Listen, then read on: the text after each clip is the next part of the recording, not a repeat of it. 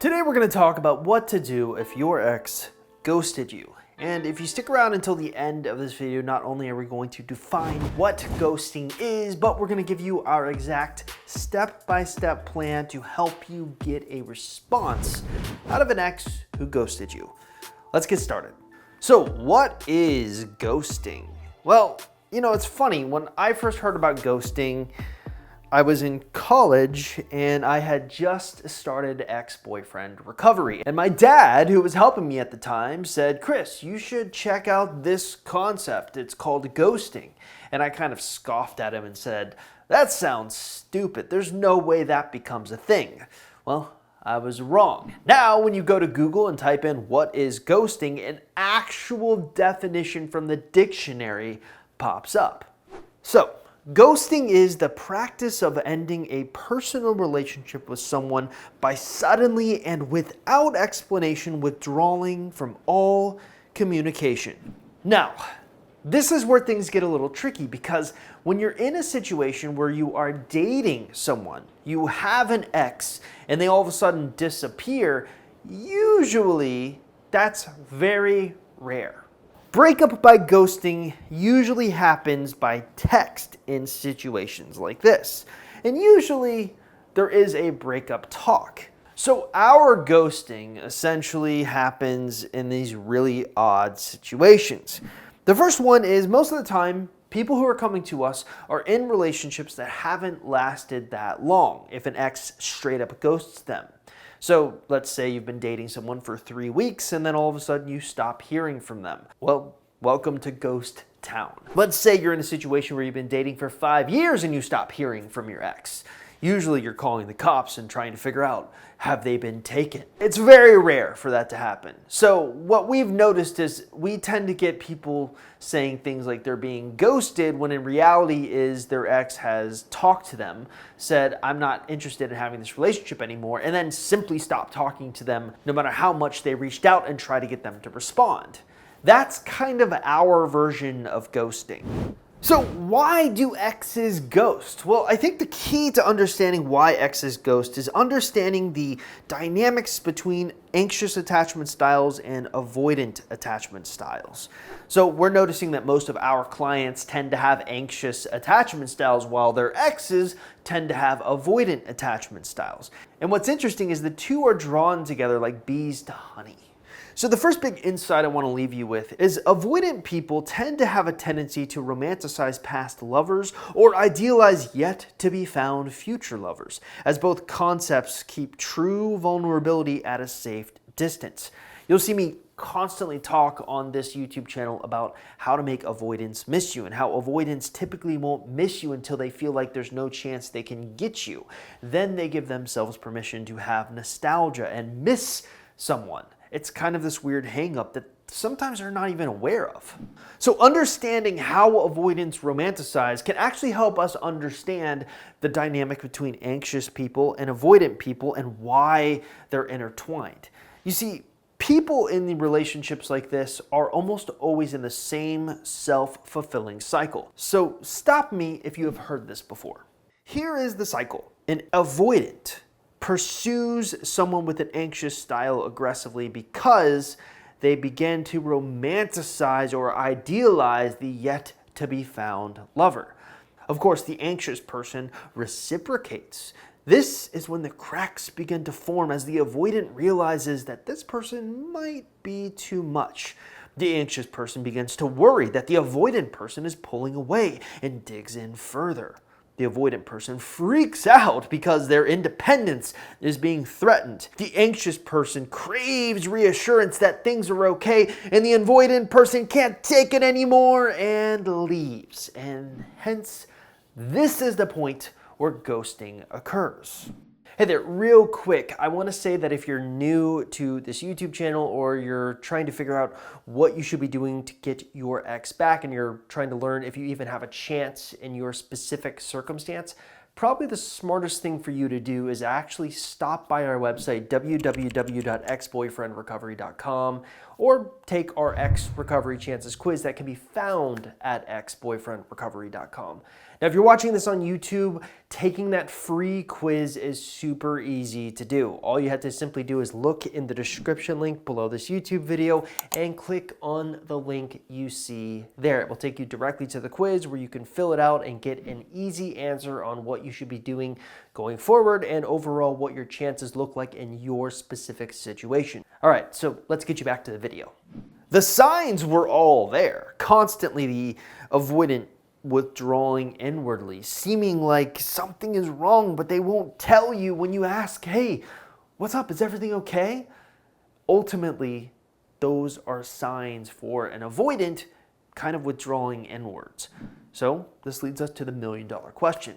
How do we handle someone like this who's ghosted you? Well, I'm of the mindset that what matters isn't so much what you say to the person who ghosted you, but what you're not saying to the person who ghosted you. So keep in mind that avoidants are highly attracted to past lovers who they can romanticize about, and yet to be partners who they can romanticize about. And the key I'm understanding here is the reason they are so obsessed with those is because inwardly, when they're romanticizing someone, they're not actually romancing someone. They can kind of have these extreme bouts of nostalgia. So this is the key component to trying to handle getting a response from someone who ghosted you. The first thing you're going to want to do is implement a longer period of no contact. We're finding more and more that longer periods of no contact seem to be having a stronger effect. Now, what is a no contact rule? Simply put, it's a specific period of time where you're purposefully ignoring your ex with the intent of outgrowing them. And by doing that, this can have the added benefit of making them miss you. Or in this case, making your avoidant ex begin to romanticize you. So what's a longer period of no contact? Well, we have found that there's 3 primary time frames in which you're going to want to do a no contact rule. A 21-day rule, a 30-day rule, and a 45-day rule. We recommend that in situations where you've been ghosted, a 45-day rule is present. The second big step that you're going to want to take is projecting that you are moving on during no contact. Then this can be done in a variety of ways. We're going to talk about social media posts in a minute, but the most direct way of showing your ex that you're moving on is to simply go on dates with other people. Now, why is it so important that you show your ex that you're moving on? Well, what we know about avoidant exes is that they do not give themselves permission to miss you. They do not give themselves permission to have this nostalgic state where they romanticize your relationship until they feel safe. And the only way they feel safe is if they know for sure you're not going to try to win them back. So in a weird way, it's kind of a bit of reverse psychology. By going on dates with someone else, even if you're not intending to fall in love, you just want to meet someone, have a distraction, have fun with the person, that's okay. But doing that can actually indicate to your ex that you're moving on. And you actually want them to think this, especially if they're exhibiting highly avoidant behaviors. The third big thing you're going to want to do is make your ex obsess about you on social media. Yes, avoidants will look at your social media. There's this huge misconception that people have that when you are dealing with someone who's an avoidant, they just want to avoid you altogether.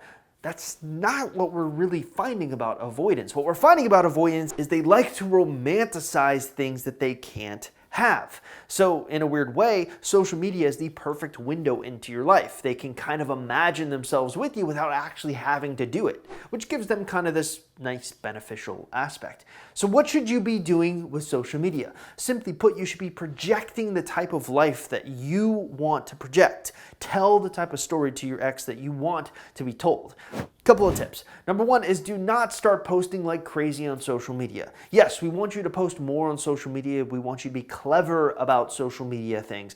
But if you go from posting once a day to 5 times a day, it looks like you're trying too hard. The second thing is do not post those annoying poems or YouTube videos of sad breakup songs or make some huge declaration of how much better you are without your ex. That's too direct. What you're looking for are subtle ways to make your ex want to be with you. So oftentimes this is by doing things that you've always wanted to do with them, but without them.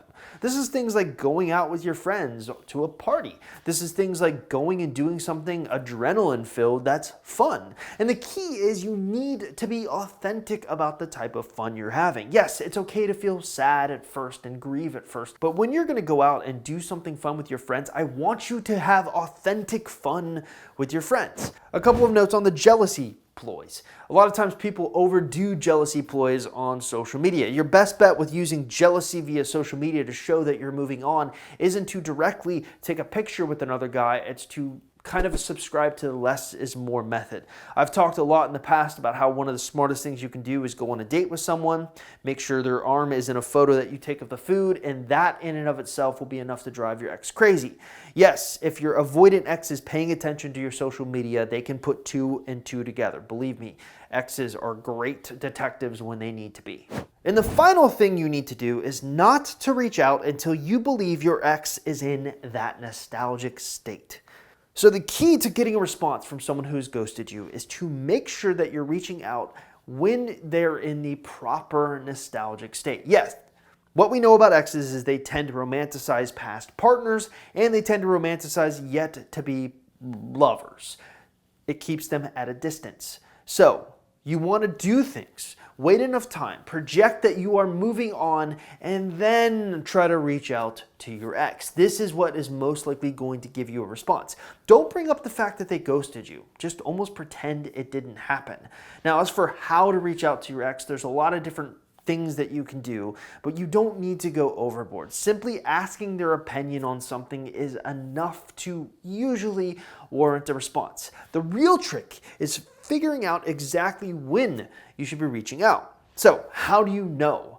Well, kind of luck sometimes, but mostly that's for what the no contact rule is kind of for. That's why we told you to extend the no contact rule. Usually after no contact, 45 days have gone by, you're going to want to reach out to your ex and hopefully they're in that nostalgic state. So let's do a quick recap. What we know is that usually one of the big reasons that your ex is going to ghost you is because of the anxious and avoidant sort of mix up between the two of you. So you're anxious, your ex is avoidant. Once you've exhibited that anxious behavior, they begin to worry about you causing a scene in public or begging for them back. So in their minds, when they want to end this relationship after they go through that anxious and avoidant cycle, it's just easier to cut all ties and leave you alone. The next thing that we learned is when your ex is an avoidant, they're often not going to begin to miss you or feel nostalgia or romanticize you until you have moved on. So this is a key component to getting a response from them. You're going to want to do a no contact rule, usually a longer period of no contact rule for 45 days. You're going to want to do things that show that you're moving on. Post things on social media that also tells the story you want told, and then you only reach out to them when you believe they're in that nostalgic state and you don't overdo it. And that should be enough to get a response from an ex. Timing matters. Hey there, thanks so much for getting to the end of this video. If you haven't already, make sure you take our Ex Recovery Chances quiz. It's basically a free 2-minute quiz designed to tell you what kind of chance you have of getting your ex back. Now, all you have to do if you want to take the quiz is simply look in the description link below this YouTube video and click the link you see there. Also, if you haven't liked, commented, or subscribed to the YouTube channel, if you could please do so, I'd really appreciate it. I'll see you next time.